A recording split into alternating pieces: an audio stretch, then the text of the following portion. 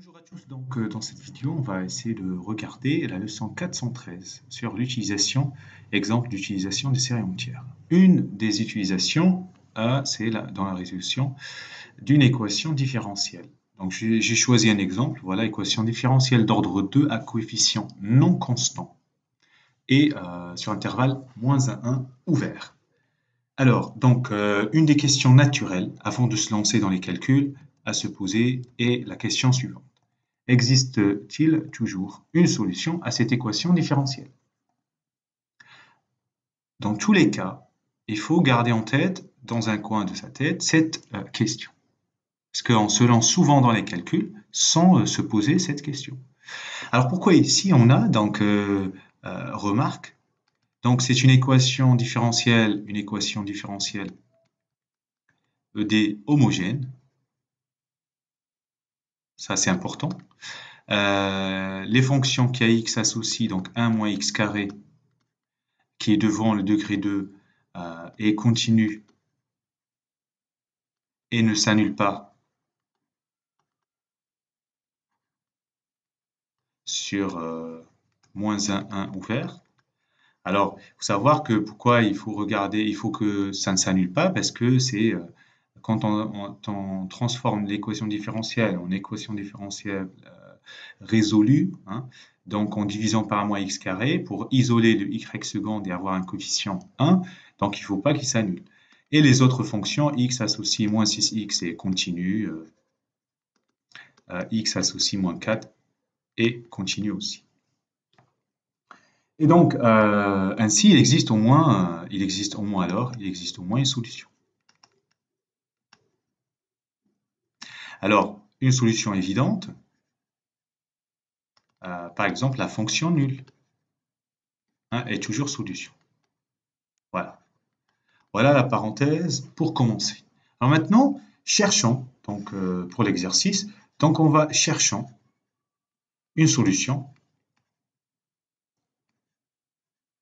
sous la forme. Alors regardons, on a sous la forme y, c'est une fonction kx associe, donc c'est la somme égale 0 plus l'infini de an xn. Alors s'arrêter là serait un peu dommage, parce que dès que vous parlez d'une série entière, somme de séries entières, il faut absolument évoquer le rayon de convergence. Et en supposant, vous allez voir pourquoi, que cette série a un rayon de convergence R strictement positif. Alors ça, c'est indispensable. Pourquoi? Parce que on veut dériver terme à terme cette fonction somme de séries entières. On peut alors dériver terme à terme. Voilà, bien sûr, sur moins RR. Alors, alors pour x dans l'ouvert moins RR, y' de x, c'est la somme. Alors, la dérivée c'est n à n x puissance n-1. Et comme ici, j'ai un n ici, si je commence à 0, ça fait 0, je peux commencer à 1. Et on verra après que on peut remettre à 0 pour un petit peu organiser les termes. Et deuxième information d'un théorème du cours, non seulement on peut dériver terme à terme, mais la série dérivée, si je le note R', le rayon de convergence, il est aussi strictement positif, mais c'est égal au rayon de convergence de la série Y. Et donc, on peut dériver encore y seconde de x, et donc ça fait somme n égale 2 cette fois, plus l'infini, de n fois n-1 fois n, xn moins 2. Alors, ce qu'on va faire, c'est qu'on va injecter tout ça dans notre équation. Voilà. Alors, si j'essaie de la prendre et la mettre là, alors j'ai fait...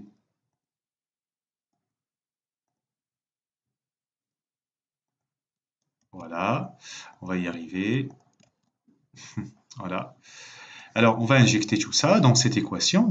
Tout ça égale 0. On est d'accord? Ok. Alors, commençons en injectant y, y' et y seconde dans l'équation différentielle, ED. Alors, on va avoir, alors 0 déjà, 0 égale, ok? Donc j'ai 1 moins x carré fois y seconde, donc n égale 2 à plus l'infini, de n fois n moins 1 fois an x n moins 2, et puis moins 6x fois la dérivée, donc c'est n égale 1 à plus l'infini de n an x n moins 1, et puis moins 4 fois la série n égale 0 à plus l'infini de an xn. Voilà. Alors maintenant, on va commencer notre raisonnement. On va raisonner par équivalence. Donc cette égalité est équivalente. Voilà. Il n'y a rien qui se perd. Égal. Donc ce que je vais faire, je vais distribuer pour un petit peu organiser les termes. Donc n égale 2 à plus l'infini n fois n moins 1 an xn moins 2. Alors j'ai moins x carré qui va se multiplier, et sachant que x carré, je peux le faire rentrer sur le x puissance n moins 2, ça donnera n égale 2 à plus l'infini, n facteur de n moins 1, facteur de an, facteur de x puissance n. Alors moins 6, je fais pareil par x, n égale 1, jusqu'à plus l'infini, donc j'ai n à n et x puissance n. Et puis moins 4, la somme n égale 0 à plus l'infini. 2 an xn. Encore une équivalence, 0 égale. Alors, donc cette somme, elle commence à 2, donc je peux faire un changement de variable. Je peux poser, alors si je le note, n moins 2 égale petit m, et quand n commence à 2, m commence à 0. Donc, et comme la variable n est muette, donc je peux remettre n. Donc n égale 0 à plus l'infini. Au lieu de n, j'ai n plus 2. n-1, ça fait n plus 1. A indice n plus 1, plus 2, pardon, et x puissance n. Puis, alors, là, j'ai x puissance n, x puissance n, x puissance n. Et surtout, les sommes, ça, c'est 0. Mais là, c'est 1, mais j'ai un n. Donc, si je commence à 0, c'est pas un problème. n égale 2, mais si je commence à 0, c'est pas un problème parce que j'ai n.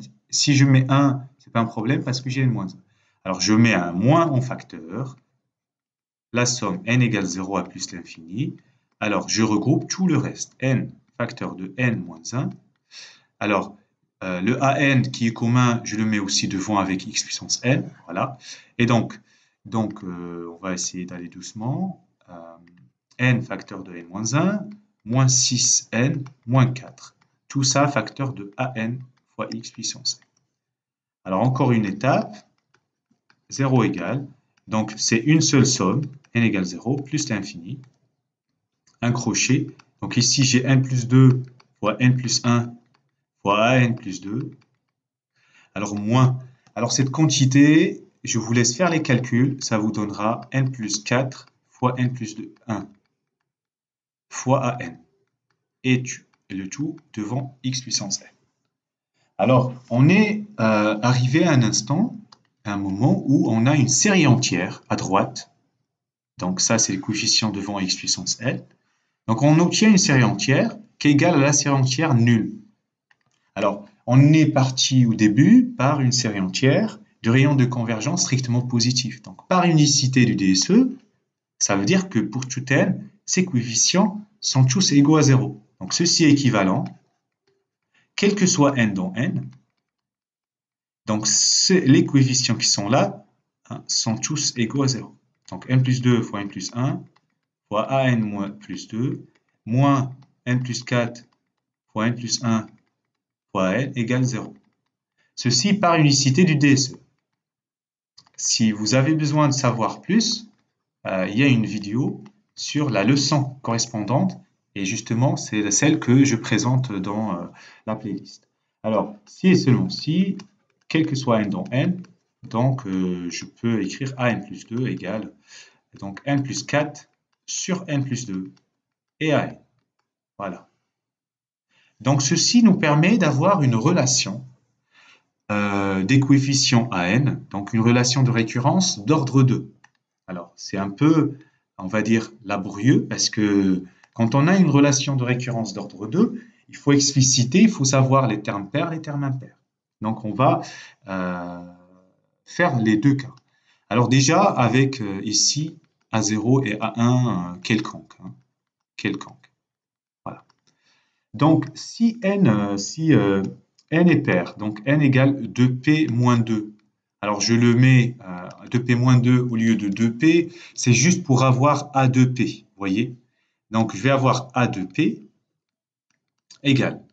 Alors, c'est 2p plus 2 sur 2p, et puis A2p moins 2.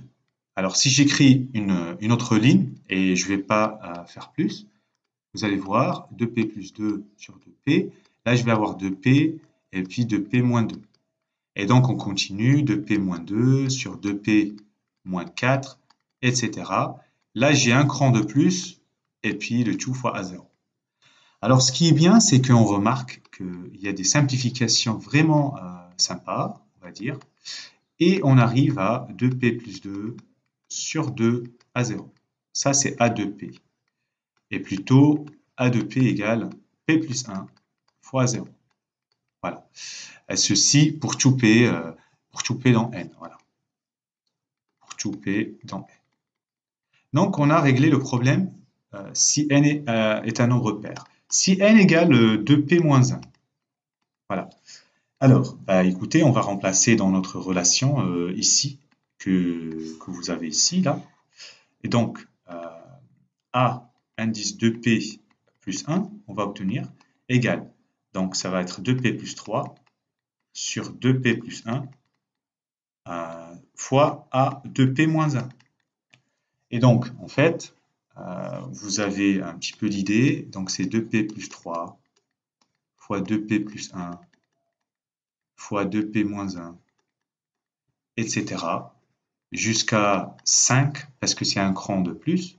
Et là, c'est 2p plus 1, 2p moins 1, 2p moins 3, etc. jusqu'à 3. Et le tout fois A1.